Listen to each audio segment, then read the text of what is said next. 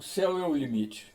Assim, o nosso novo chanceler se referiu às possibilidades de cooperação com os Estados Unidos no novo governo.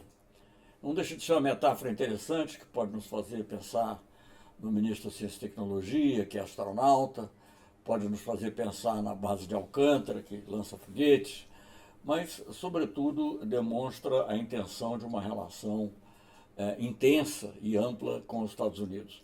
Ninguém é contra uma relação importante com os Estados Unidos, e o governo Lula teve uma relação muito aberta e de diálogo. Eu tive com a Condoleezza Rice, ele teve com o próprio presidente Bush, depois com o presidente Obama.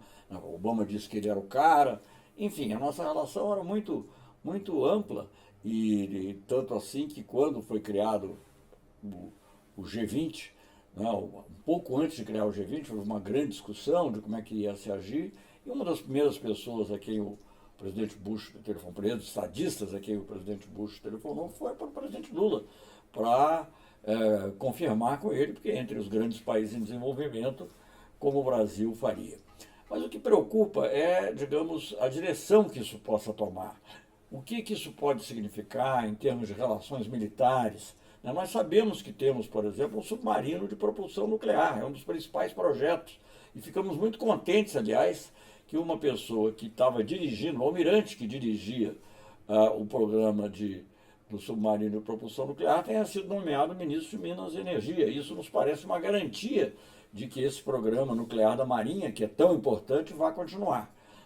Agora, como é que isso se casa com uma visão de segmento total dos Estados Unidos, que sempre se opôs a isso? Eu me lembro do comandante antigo da Marinha, uma pessoa de muito boa fé e uma excelente pessoa também, tendo conversas com o seu correspondente nos Estados Unidos, lá não tem comandante, mas o chefe de Estado-Maior da Armada norte-americana, e indo lá e tendo boas conversas e depois recebendo uma notícia que o Departamento de Estado se opõe ao programa nuclear brasileiro. Então, que céu sem limites é esse em relação a questões como essa na defesa? Que céu sem limites é esse, digamos, na nossa atuação na América do Sul, onde nós gostaríamos de evitar que houvesse bases de outros países, bases americanas ou russas ou chinesas ou de quem quer que seja, e por isso criamos o Conselho de Defesa Sul-Americano. Então, que céu sem limites é esse, por exemplo, numa negociação comercial em que eles queriam, certamente, as pessoas pensam que a ALCA parou por uma oposição ideológica, não foi isso. Nós tentamos negociar uma ALCA que servisse ao Brasil, mas uma ALCA que servisse ao Brasil não interessava aos americanos. E o ponto central é até muito curioso, porque o ponto central da negociação que menos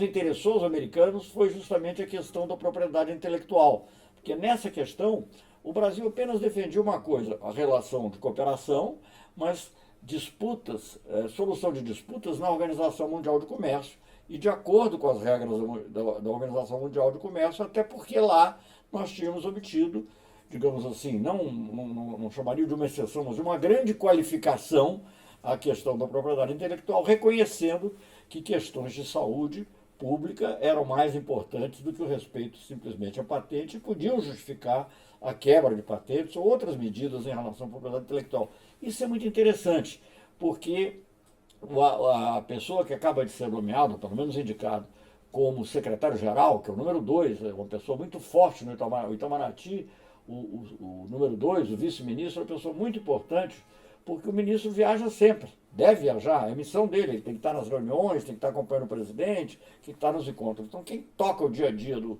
Itamaraty é o secretário-geral.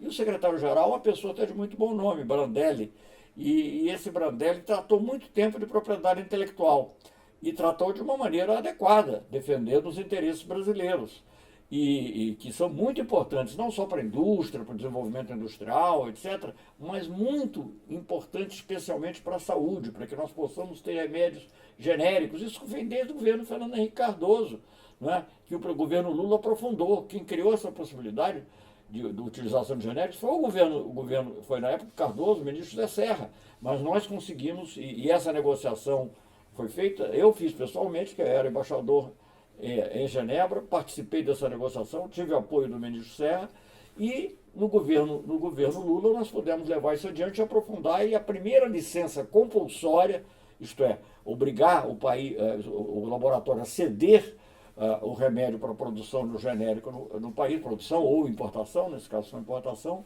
foi justamente em relação, já no governo Lula, em relação a um produto da Índia. Como é que esse secretário-geral do Itamaraty vai se comportar em relação a uma questão como essa, quando a relação com os Estados Unidos for marcada por essa definição, o céu é o limite? O limite para eles não é o nosso, o limite para eles é penetrar ilimitadamente no mercado brasileiro, ter acesso a tudo, poder controlar o que for. Não, e eu falo isso sem nenhum preconceito contra os Estados Unidos, é que simplesmente ele é a maior potência. Se a maior potência fosse outra, talvez ela agisse da mesma maneira. Então é preciso muito cuidado quando se fala com isso. Como ficarão outras questões que nunca foram bem reconhecidas, como a lei do nosso direito de produzir medicamentos genéricos, mas também a questão, como já mencionei, do submarino nuclear? Como essas questões ficarão num quadro em que o céu é o limite? Como ficarão as relações do Brasil com a América do Sul? Como ficarão as relações do Brasil com a África Ocidental? Vamos agir de maneira independente, como a nossa Marinha estava agindo, abrindo adidâncias em países como Cabo Verde, como São Tomé e Príncipe, para ter uma presença própria, uma forte presença em Angola, ou nós vamos subordinar a nossa visão aos interesses estratégicos norte-americanos? Então essas são algumas das perguntas que nós temos que nos fazer. E como serão essas negociações comerciais, o que nós vamos ceder, vamos ter também, como desejavam os Estados Unidos, acordos que permitam a disputa entre empresários, entre investidor e Estado, tratadas fora do Brasil, com extraterritorialidade. Eu acho que o ministro menciona, por exemplo, acordo de bitributação. Ninguém é contra acordo de bitributação em tese, mas é preciso ser muito bem estudado. E eu me lembro de políticos conservadores, como o Dornelles, ou pelo menos ligados a áreas conservadoras. Dornelles foi muito tempo secretário da Receita Federal, depois ministro da Fazenda no governo Sarney, como ele se opunha, como ele criticava pelo menos as propostas que existiam sobre a mesa em matéria de acordo de bitributação. Então é preciso que essas coisas todas sejam vistas com muito cuidado. Como dizia um editorial aqui outro dia, até de um jornal conservador, é preciso conhecer os dossiês. Política externa, obviamente ela se faz com ideias, com grandes ideias, né? E as ideias podem ser boas ou más, não vou nem discutir esse aspecto, mas ela se faz também com conhecimento concreto dos dossiês. E ter o conhecimento concreto dos dossiês implica saber como o Brasil vai fazer, por exemplo, com a China, né, que é o nosso principal parceiro comercial, como o Brasil vai influir nas relações internacionais se os BRICS começam a ser enfraquecidos. O Putin já percebeu que há um enfraquecimento dos BRICS e já fez pela primeira vez em 12 anos, agora à margem da reunião do G20, uma reunião dos RIC. Quem são os RIC? Rússia, Índia e China. Claro que isso tem um lado também geopolítico, geográfico, inegavelmente, é um grupo eurasiano, vamos dizer assim. Mas tem também a desconfiança em relação aos outros parceiros. Eu não posso falar da África do Sul, não sei exatamente tudo o que aconteceu lá, como é que foi a deposição do Zuma também por acusações de corrupção, cujo conteúdo não conheço, mas no caso do Brasil nós sabemos.